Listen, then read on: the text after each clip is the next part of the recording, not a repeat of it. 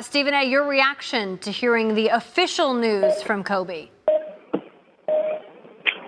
Well, first of all, I just think that I'm not that surprised based on what we've been seeing.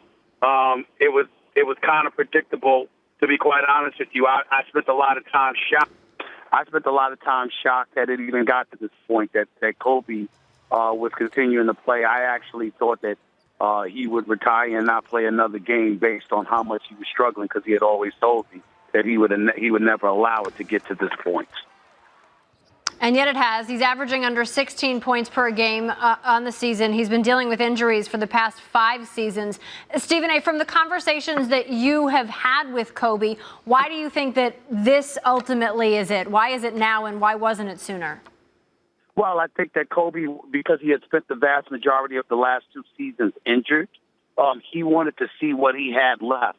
From what I understood and from what I was told, he came into this season actually considering playing a couple of more years in the event that he still felt fresh and young enough or what have you, because he had only played 41 games the previous 2 years. But after getting on that court, still going through the preparation that he had to go through, still putting his body through what he had to put it through to play at the level that he was playing, shooting just 31% from the field, 19% from three-point range coming into a game last week, struggling the way that he did and having people talk about him as a below-average player, as somebody who was clearly past his prime and what have you.